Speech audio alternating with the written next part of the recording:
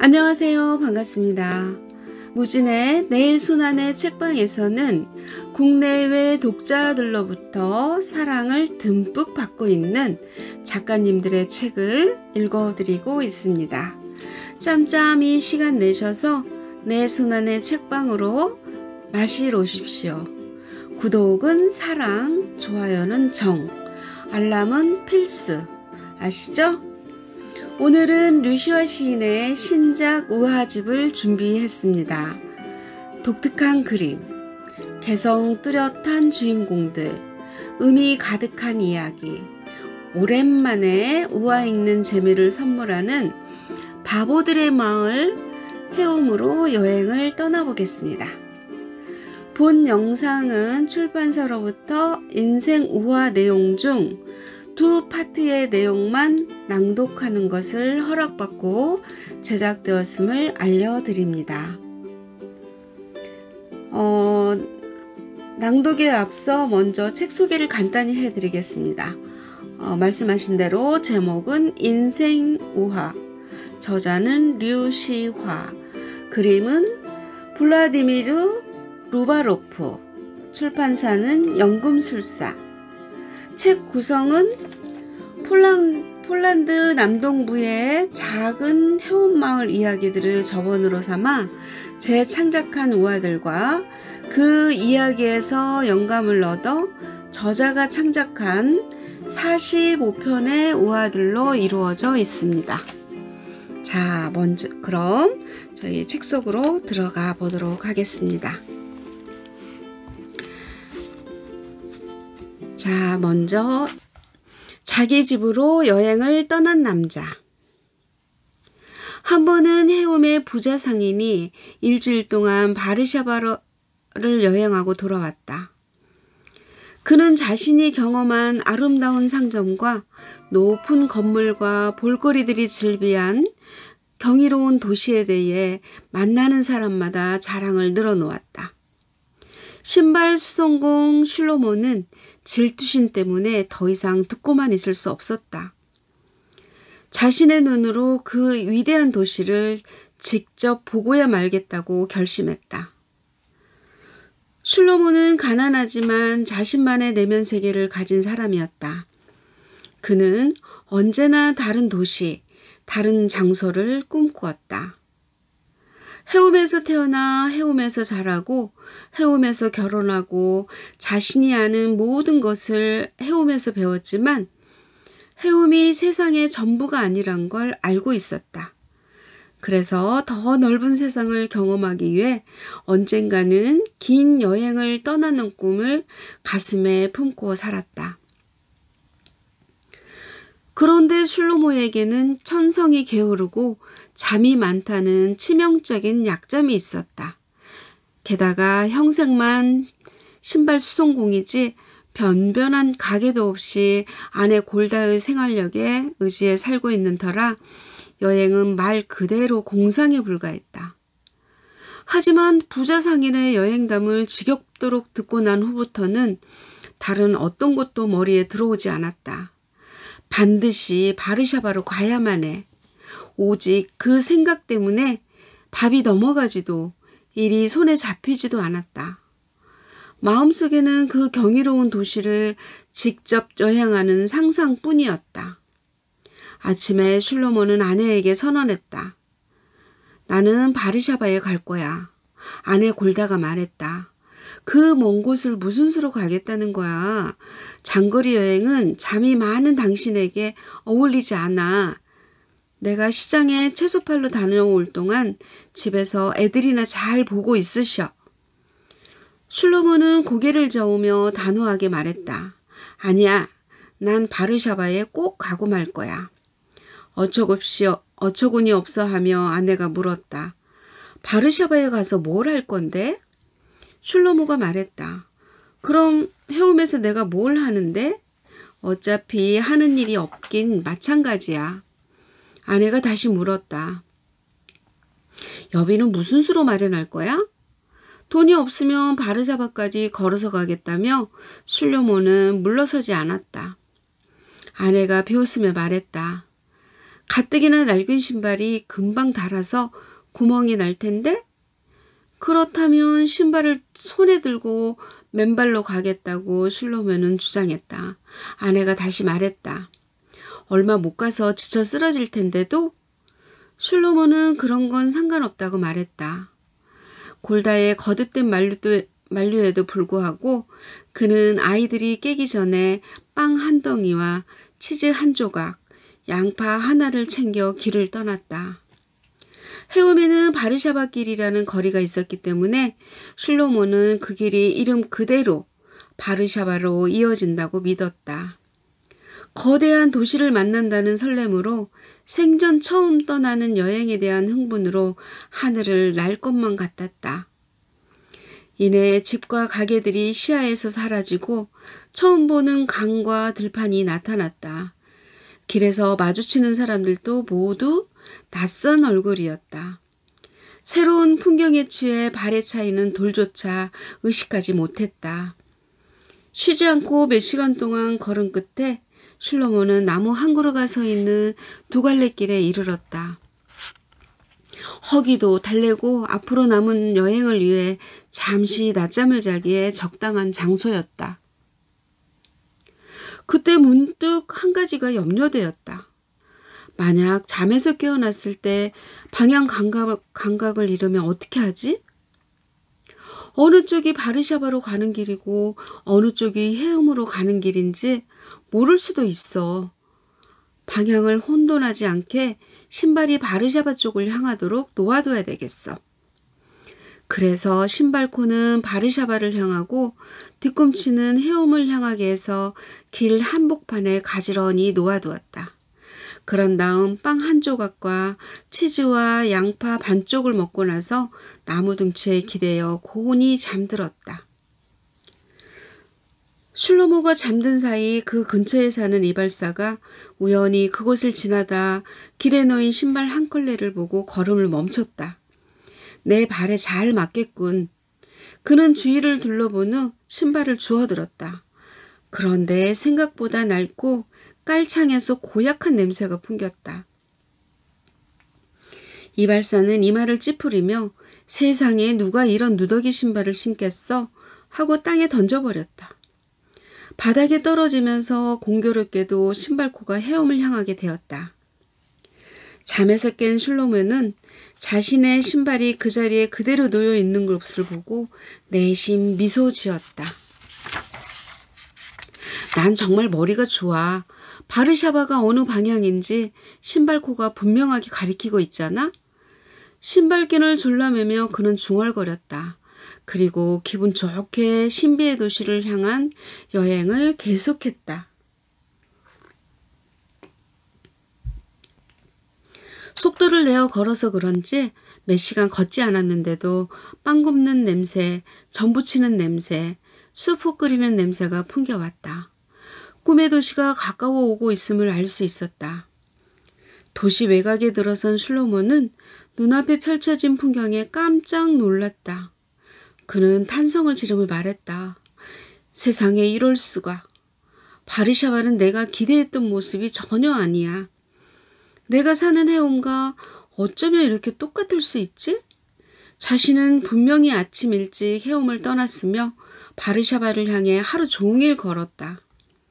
따라서 헤움으로 되돌아왔을 리는 결코 없었다. 이 말을 긁으며 곰곰이 생각한 끝에 슐로몬은 답을 얻었다. 사람 사는 곳은 어디나 다 똑같다라고 학교에서 배운 내용이 떠오른 것이다. 놀란 가슴을 진정시키며 조심스럽게 도시 안으로 걸어 들어간 슐로몬은 실로 경이로운 광경과 맞닥뜨렸다.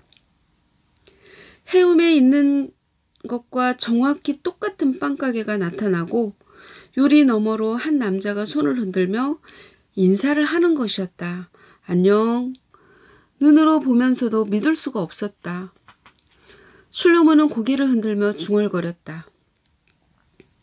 바르샤바의 빵장수가 어떻게 헤움의 빵장수와 똑같은 얼굴일 수가 있지? 유리 너머로 바깥을 내다보는 몸짓도 똑같아. 정말 사람 사는 곳은 어디나 같군. 모든 일이 전에도 똑같이 일어났었다는 이상한 느낌이 들었다. 길가의 나무와 풀들도 놀라울 정도로 익숙했다. 마치 여러 번 꾼 같은 꿈을 다시 꾸는 기분이었다. 좀 더 걸어 들어가자 더 놀랍게도 공중 목욕탕이 나타났다.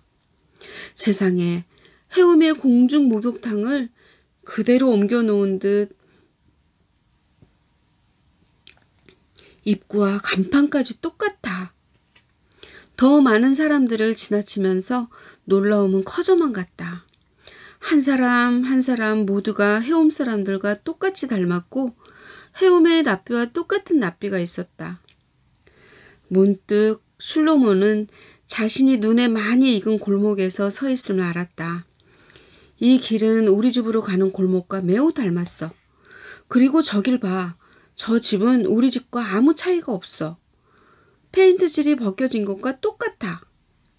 천천히 걸음을 옮겨 집 가까이 다가간 술로몬은 마당에서 놀고 있는 두 아이를 발견했다.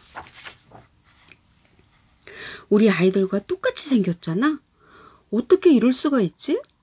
하루 종일 걸어서 바르샤바에 도착했는데 해움과 똑같은 모습이고 우리 집과 똑같은 집에서 우리 아이들과 똑같이 생긴 아이들이 뛰어놀고 있어. 뜰에서 모이를 쪼는 닭들의 깃털마저 똑같아. 점점 더 무서운 느낌이 들 때 한 여성이 창문 밖으로 얼굴을 내밀고 소리쳤다. 술로모, 얼른 안으로 들어와. 저녁 준비 다 됐어. 술로모는 눈과 귀를 믿을 수가 없었다. 그 여성은 아내 골다를 너무도 똑 닮았으며 골다만이 낼 수 있는 고음의 소리를 갖고 있었다.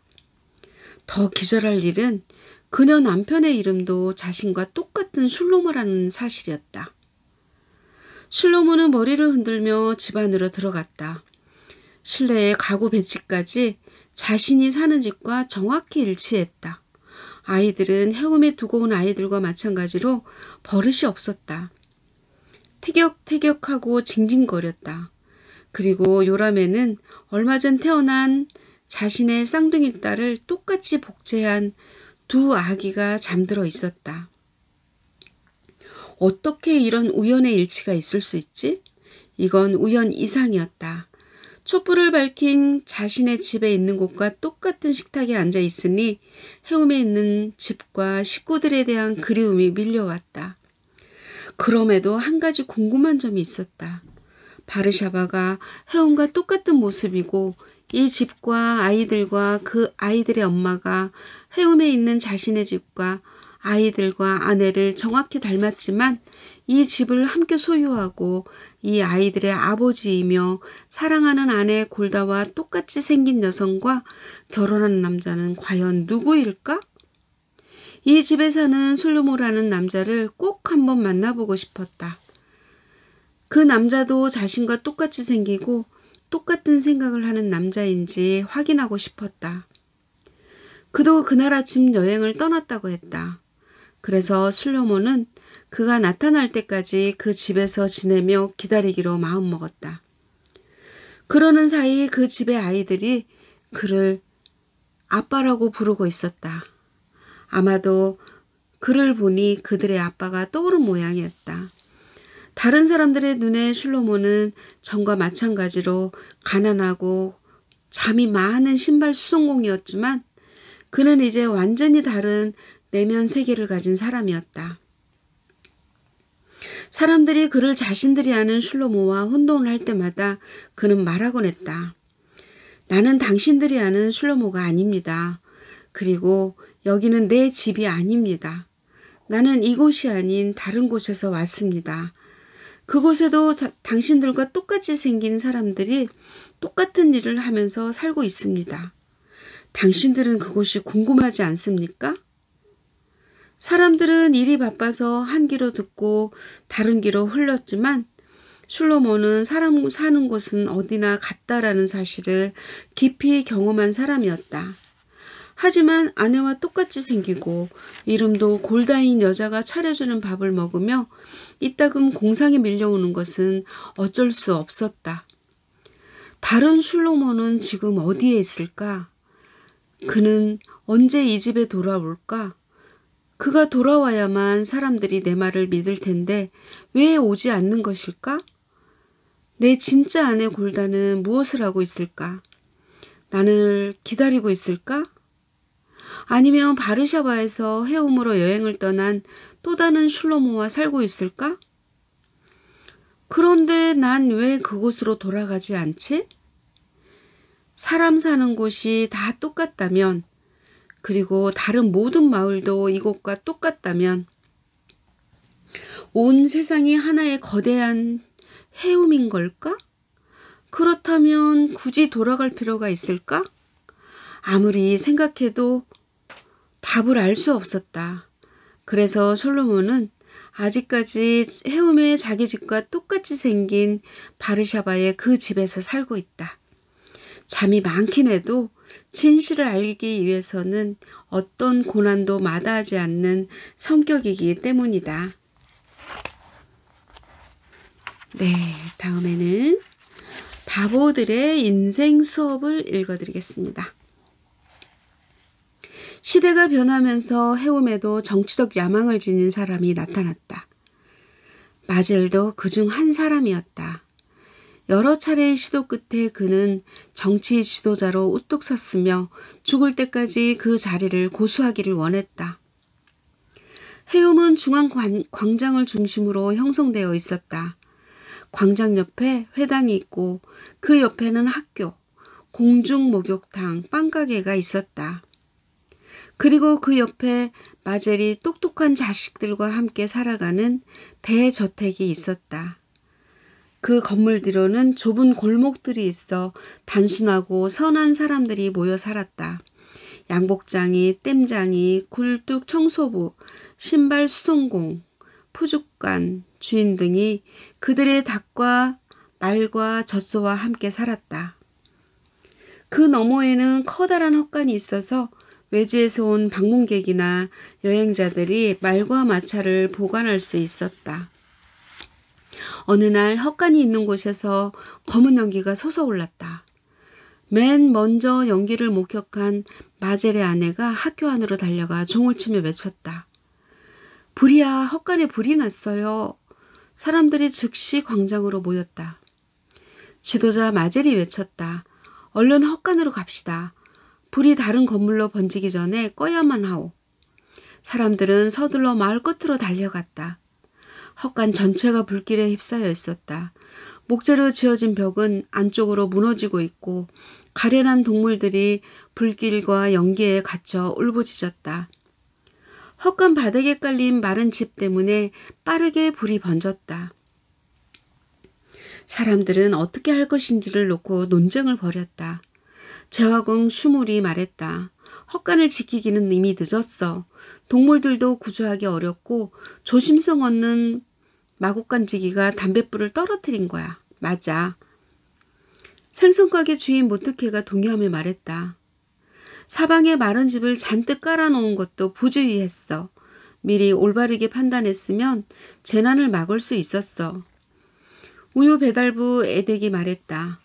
지금은 그런 걸 신경 쓸 때가 아니야. 이미 엎질러진 우유야. 우유에 대해서는 내가 잘 알지. 불길이 해움 전체를 삼키기 전에 무슨 조치를 해야만 해. 점점 거세져서 다른 건물로 번지는 건 시간 문제야. 당신들 말이 옳소. 정치인 마젤이 소리쳤다. 그는 사람들의 의견이 서로 다를 때도 언제나 무조건 옳다고 말하기를 좋아했다. 그가 큰 소리로 외쳤다. 지금 우리가 할 일은 서둘러 새 짚을 가져다 불길을 덮는 일이요. 그렇게 하면 헛간 안이 눅눅해질 뿐 아니라 새 짚에 불이 가려져서 화마가 더 이상 날뛰지 못할 것이요. 그게 무슨 말이요? 무슨 바보짓을 하려는 거요? 보석상 마르후가 이의를 제기하며 말했다. 그건 전혀 해결책이 못 되오. 불길을 세워지게 해서 더 파괴적으로 만들 뿐이요. 오, 그렇게 생각하셔. 영리한 장사꾼 나으리. 마셸이 받아쳤다. 내 해결책이 마음에 안 든단 말이지. 그렇다면 좋소. 어떻게 하면 이 불길을 잡아서 헛간을 본래 모습으로 복구시킬지 당신이 한번 말해보시오. 보석상 마루후가 머뭇거리며 말했다. 유감스럽지만 이 시점에서 헛간을 되살릴 길이 없어. 다시 짓는 것이 유일한 길이요. 이 지경까지 불길이 커지도록 상황을 내버려둔 우리가 어리석었어. 마젤이 소리쳤다. 당신은 논점을 교묘히 피하고 있어. 나는 불길에서 헛간을 구할 당신의 계획을 물었어. 마루후가 다시 말했다. 유감이지만 그런 해결책은 존재하지 않소. 전에는 이런 큰 불이 발생한 적이 없기 때문에 우리는 화재 진압 장비를 갖추고 있지 않소. 우물에서 헛간까지 물을 끌고 올 홀수도 없고 우리가 할 수 있는 최선의 방법은 상황이 더 나빠지지 않게 하는 일이요. 모두 줄지어 서서 양동이로 물을 길어 나른다면 불길이 다른 건물로 번지는 건 막을 수 있어. 다들 들으셨죠? 마셀이 조롱하듯 말했다. 이 반대쟁이는 문제를 해결할 방법을 전혀 갖고 있지 못하답니다. 몇십 년에 한 번 일어날까 말까 한 큰 화재에 대비해 우물에서 헛간까지의 긴 호수를 구입하는 건 순전히 돈 낭비일 뿐이요. 그리고 양동이로 물을 길어 날라 불을 끄다니. 말도 안 되는 일이요. 우리의 소중한 양동이를 그런 일에 사용한다면 양동이가 가진 가치를 무시하는 짓이요. 이 무의미한 논쟁을 중단하고 당장 내 해결책을 따라야 하오. 현재의 상황을 더 이상 두고 볼 수는 없어. 옳소. 그 말이 옳소. 어서 행동에 옮깁시다. 마젤의 추종자들이 외치자 다른 사람들도 따르기 시작했다. 그들은 근처 오두막과 들판에서 마른 집더미를 날라다 헛간의 불길 속으로 던져 넣었다. 효과가 있어 보였다. 두껍게 덮은 집더미에 가려 불길이 더 이상 보이지 않았다. 검은 연기만 새어나올 뿐이었다. 와, 사람들 모두 환성을 질렀다. 마젤이 외쳤다. 모두들 보았습니까? 불은 진압되었소. 이제 집으로 돌아가 마음 편히 먹고 마십시다. 하지만 사람들이 채 떠나기도 전에 헛간 안으로 던져 넣은 집더미에서 새로운 불길이 치솟았다. 불길은 저보다 더 탐욕스러워져서 나무 기둥들을 삼키고 대들보와 지붕까지 무너뜨릴 기세였다. 아하. 마젤이 고개를 끄덕이며 소리쳤다. 이것은 우리가 충분히 빠르고 확고하게 행동하지 않았기 때문이요. 어서 더 많은 집을 가져옵시다.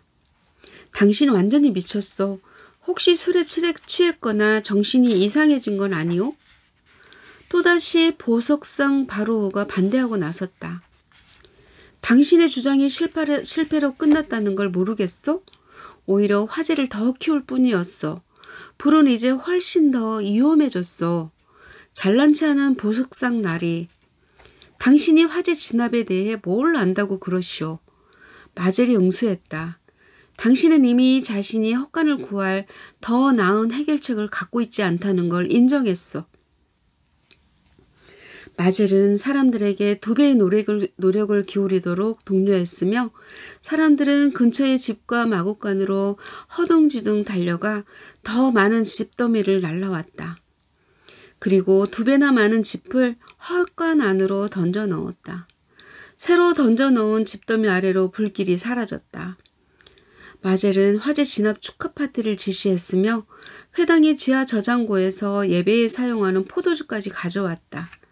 그러나 병따개를 따기도 전에 새로운 불길이 헛간의 잔해에서 치솟았다. 불꽃이 사방으로 튀어 인접한 여건과 오두막까지 화염에 휩싸였다. 더 빨리 움직여. 게으름뱅이들 같으니라고. 마젤이 사람들에게 소리쳤다.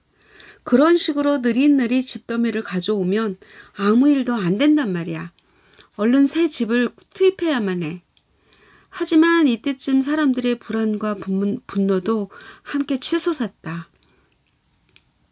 그러자 마젤은 자갈이 깔린 길을 걸어 내려가며 투덜거렸다. 좋아, 내가 사퇴하겠어. 내 해결책이야말로 유일한 방법이라는 걸 나는 믿지만 당신들이 나를 따르지 않는다면 물러나는 수밖에 없지. 새 지도자에게 불길을 넘겨주도록 하겠어. 그러면서 마젤은 자신을 충실하게 따르는 후배에게 지도자 자리를 넘겨주었다. 새로 지도자 자리에 오른 예후드는 사람들에게 헛간에서 불타고 있는 집들을 꺼내 골목과 건물들 속으로 흐트러뜨리라고 지시했다. 그는 외쳤다. 그렇게 하면 열기가 흩어져서 온도를 낮추기 때문에 불길이 잦아들고 사그라들 것입니다. 나를 믿으십시오. 나는 오랫동안 불을 다뤄온 준비된 지도자로 불의 본성을 누구보다 잘 알고 있습니다. 완전히 미친 사람이군. 바르우가 알듯 모르듯 신음소리를 내며 말했다. 당신의 미치광이 선배가 상황을 더 악화시킨 걸 못 보았소? 지금 당신은 더 파괴적인 결정을 내리고 있어. 에후디가 말했다. 당신은 조용히 하시오. 헛간을 구하고 화재를 진압할 당신의 해결책이나 말하시오. 아까도 말했지만 이것에는 해결책이 없어. 우리가 할 일은 불길이 더 번지는 재앙을 막는 일이요. 당신은 해움의 적이야. 예후드의 추종자들이 소리쳤다. 지금이 위기 상황이란 걸 모르겠어? 헛간이 무너지고 다른 집들까지 불타고 있어. 그런데 가만히 앉아서 이 상황을 방관하란 말이요? 진정한 해결책을 제시할 수 없다면 입 다물고 있으시오. 그렇지 않으면 선동죄로 감옥에 집어넣겠소. 사람들은 새 지도자의 명령에 따라 헛간에서 불붙은 집과 기둥들과 판자들을 꺼내 사방으로 흩트리고 다녔다. 그리하여 이제 나무 울타리와 가죽 울타리와 판잣집들에 불이 붙기 시작했다. 불길이 지붕에서 지붕으로 옮겨다니며 집들과 지붕 위의 닭들을 불살랐다. 사람들은 불길을 피해 뒷산으로 피신했다. 산 위에서 자신들에게 일어난 참상을 내려다본 사람들은 발을 구르며 탄식을 멈출 수 없었다. 에후드는 지도자의 위치에서 강제로 끌어내려졌다. 하지만 마젤과 예후드 그리고 그 추종자들은 쉽게 포기하는 자들이 아니었다. 그들은 새 지도자로 해움의 북부 지역을 대표해온 또 다른 정치인을 선출했다. 그는 자신이 장차 해움의 지도자로 나설 경우 지지를 받기 위해 몇 명의 도살업자들에게 불량 닭 판매를 허가해 부자로 만들어준 인물이었다.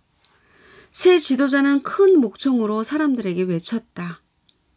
마을을 구할 마지막 기회가 아직 남아 있습니다. 우리가 혼신의 힘을 다해 재난과 맞서 싸운다면 모든 걸 잃은 것은 아닙니다.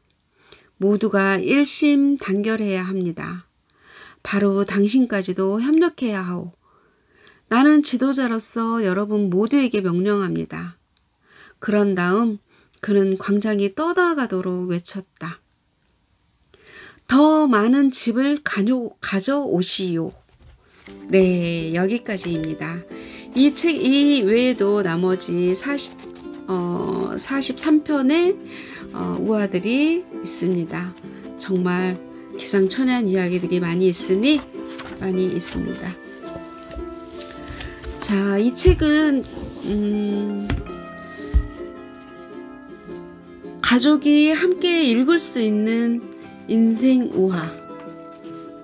지역 도서관에서 대출해서 읽어도 좋고 햇살 좋은 날 서점에서 발견한 이 인생 우화집은 가족 모두의 소확행이 되리라 믿습니다.